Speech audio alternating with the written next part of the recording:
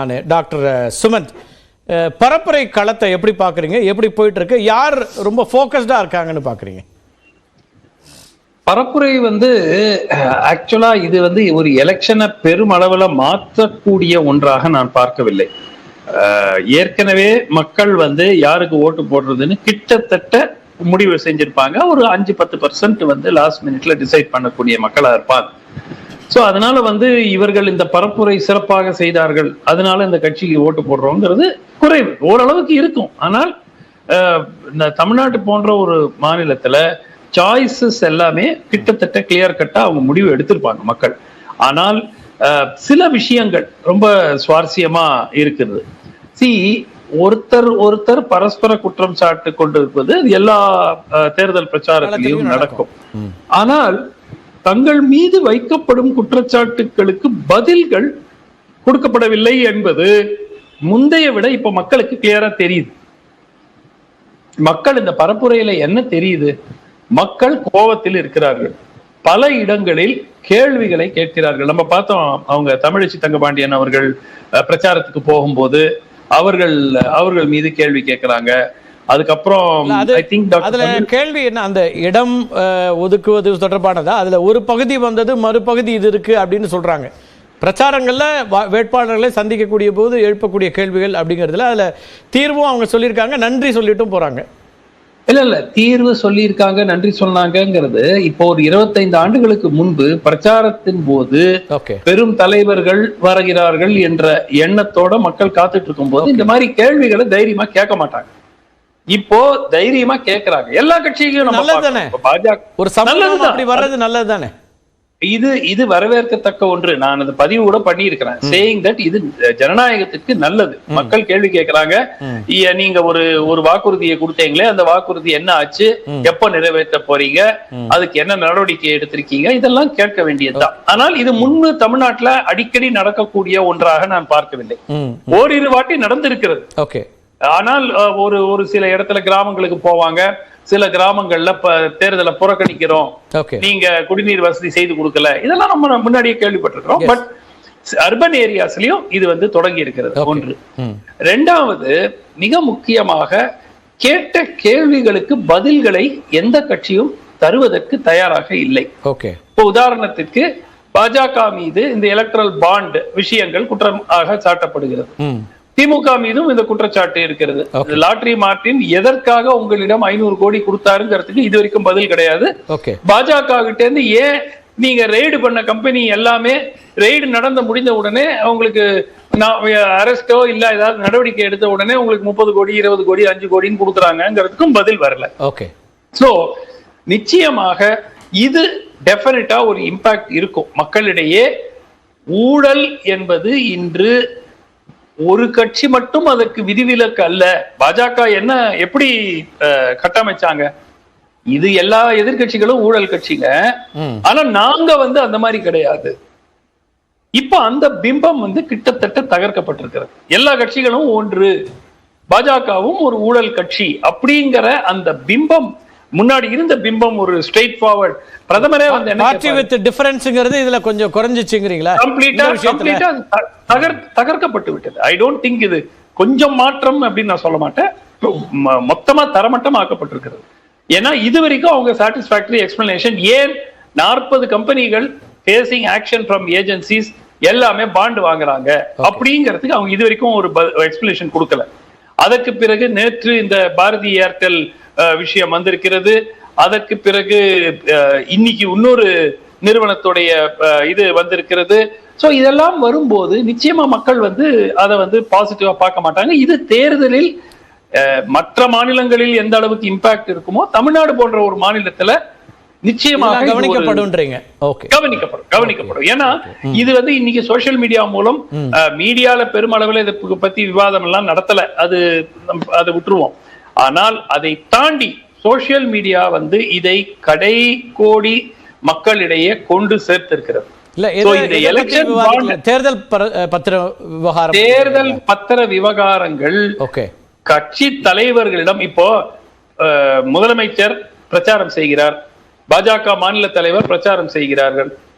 எதற்காக நீங்க வாங்குறீங்கன்னு எந்த ஜேர்னலிஸ்டும் கேட்ட மாதிரி எனக்கு தெரியலையே. நிறைய கேள்விகள் கேட்கும் போது வெவ்வேறு கேள்விகள் கேட்கப்படுகின்றன. ஆனால் இந்த fundamental question is not being asked. நான் ஒரு கட்சிக்கு கேட்கலன்னு சொல்ல, எந்த கட்சிக்கும் கேட்கல.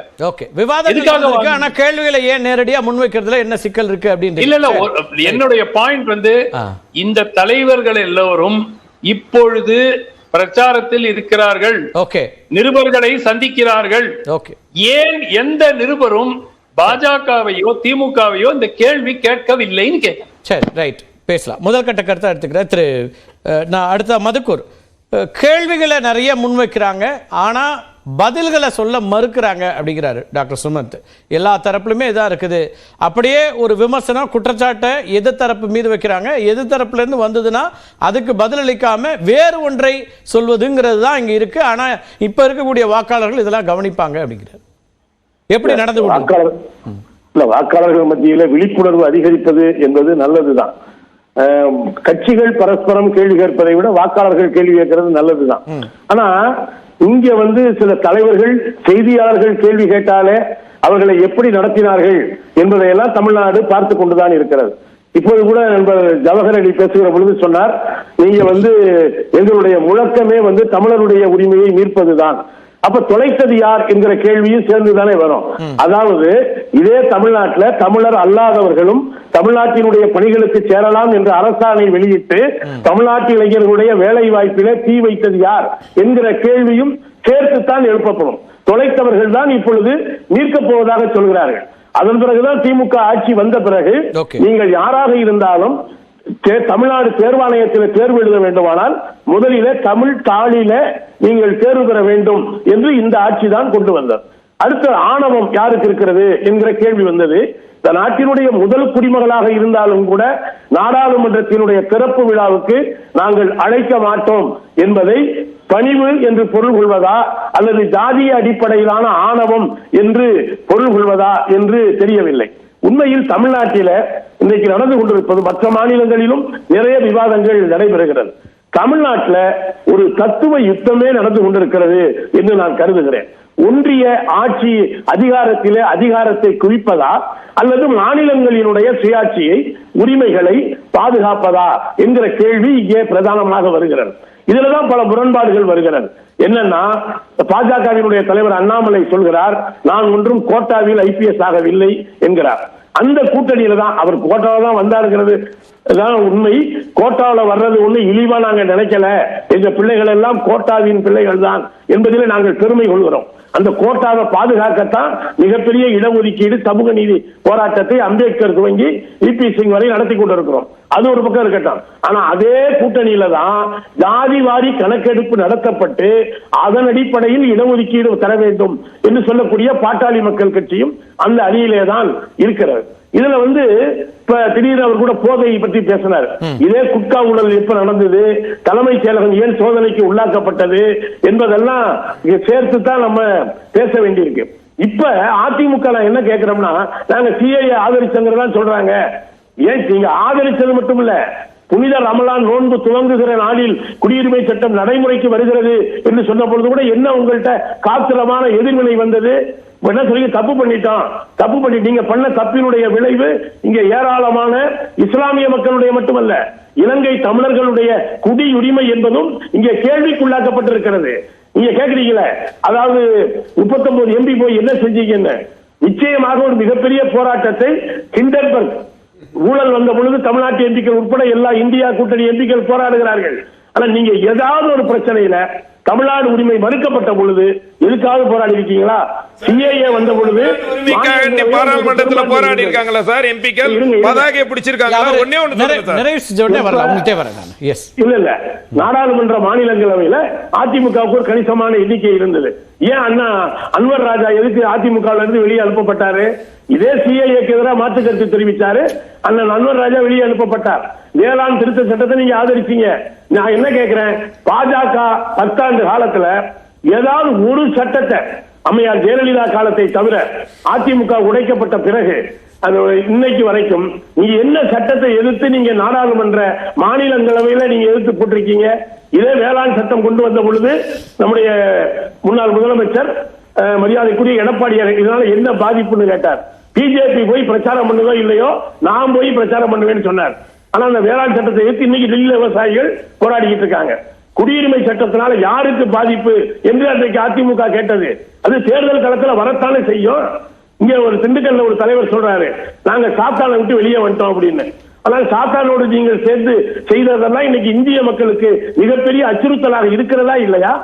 எனவே அதிமுகவிடம் பேசுவதற்கு ஒன்றுமே இல்லை. அதிமுக என்ன சொல்றாங்கன்னா, எங்களுடைய வியூகம் அல்லது பரப்புரை என்னவாக இருக்க வேண்டும் என்பதை நாங்கள் முடிவு செய்யறோம். மக்கள்கிட்ட எது எடுபடும் அப்படிங்கிறது எங்களுக்கு ஒரு பாணி இருக்கு. தமிழ்நாட்டினுடைய பிரச்சனைகளை நாங்க முதன்மைப்படுத்துறோங்கிறாங்க. அது அவர்களுடைய உரிமைன்னு பார்க்க வேண்டியிருக்கா அல்லது அவங்க மத்திய அரசை பேசுவதை தவிர்க்கிறாங்க அப்படின்னு பாக்குறீங்களா? இல்ல, தமிழ்நாட்டினுடைய உரிமைகளை காலில் போட்டு மிதித்துக் கொண்டு இங்க ஒரு ஆளுநர் இருக்கிறாரு. நீங்க தமிழ்நாட்டினுடைய உரிமையை மீட்கிறவர். ஆளுநரை எடுத்து எத்தனை போராட்டம் எடுத்திருக்கீங்க, எத்தனை அறிக்கை விட்டுருக்கீங்க? திருவள்ளுவர் துவங்கி வள்ளலார் வைகுந்தசாமி வரைக்கும் அவர் சனாதனம் அப்படின்னு சொல்றாரு.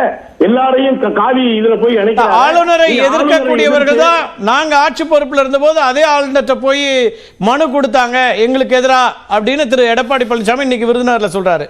அப்ப எதிர்கட்சியா இருக்கும் போது ஆளுநர்கிட்ட தானே போய் இவங்க இருக்கிறாங்க, எங்களுக்கு எதிரான குற்றச்சாட்டுகளை வைக்கிறாங்கிறாரு. இல்ல, தெரிந்தோ தெரியாமலோ ஒன்றிய அரசினுடைய பிரதிநிதியாக ஆளுநர் என்பவர் தான் இங்க இருக்கிறார். நீங்க ஆணவம் சொல்றீங்க இல்லையா, பிஜேபி ரொம்ப பணிவானது மாதிரி. நீங்க இதே பொன்முடியவர்களுக்கு தண்டனையை நிறுத்தி வைத்த பிறகும் கூட நான் பதவி பிரமாணம் செய்து வைக்க மாட்டேன் என்று அவர் ஒன்றிய அரசு, நீங்க இவர் கூட பிஜேபி நண்பர் சொன்னார். எங்க கட்சியில பத்தீங்களா, மாநில தலைவர் நிற்கிறார், மத்திய அமைச்சர் நிற்கிறார், நேற்று வரைக்கும் அவர் ஆளுநர், இன்றைக்கு பார்த்தா அவர் ஒரு வேட்பாளர். நீங்க அது கூட சின்னத்தை பத்தி சொன்னாரு. அவங்களே பொதுவாக பிஜேபி காரங்க அவங்க சொல்லணும், நம்ம சிரிக்கணும். ஆனா என்னன்னா, மரியாதைக்குரிய சகோதரி தமிழிசை அவர்கள் தாமரை மலர்ந்தே தீரும்னு அவங்களுக்கே சிரிப்பு தாங்க முடியல. இந்த தாமரை மலர்ந்தே தீரும் திரும்ப திரும்ப சொன்னது யாரு? திராவிட கட்சிகளை ஒழித்து கட்டுவோம் அப்படின்னு சொன்னது யாரு? நான் என்ன கேட்கிறேன் சொன்னா, ஒரு தேசிய மலரையே நீங்க சின்னமா வச்சிருக்கீங்க. நாங்க என்ன கேட்கிறோம், இந்த தேர்தல் ஆணையம் 3 பேரை போட்டீங்களே, உச்ச நீதிமன்ற நீதிபதியை போட்டீங்களா? ஒன்னே ஒன்று சொல்றேன், நீங்க எவ்வளவு தேர்தல் ஆணையம் சைக்கிளுக்கு திருப்பி கொடுக்கறாங்க, அது எவ்வளவு பேர் இருக்காங்க, பின்னால உட்கார்ந்து போறது கூட ஆள் இருக்காங்கிறது கேள்வி. இவங்க ஆனா அதே சமயத்தில் விசிகாவுக்கு பானை சின்னத்தை கொடுக்க மறுக்கிறாங்க. என்ன பிரச்சனை? இந்த தேர்தல்ல அரசியல் சாசன அமைப்புகள் அனைத்தும் கேள்விக்குள்ளாக்கப்பட்டிருக்கிறது, நீதித்துறை உட்பட. இதுதான் பேசப்பட வேண்டிய விஷயம். சட்டமன்ற தேர்தலில் தமிழக அரசை பரிசீலிக்கலாம். இப்ப அதிமுகவும் சேர்ந்து இந்த 10 ஆண்டு காலம் ஒன்றிய அரசினுடைய பிழைகளை டிமானிட்டைசேஷன்ல இருந்து ஜிஎஸ்டி வரி வரைக்கும் பேசணும் என்பதுதான் எங்களுடைய கருத்து.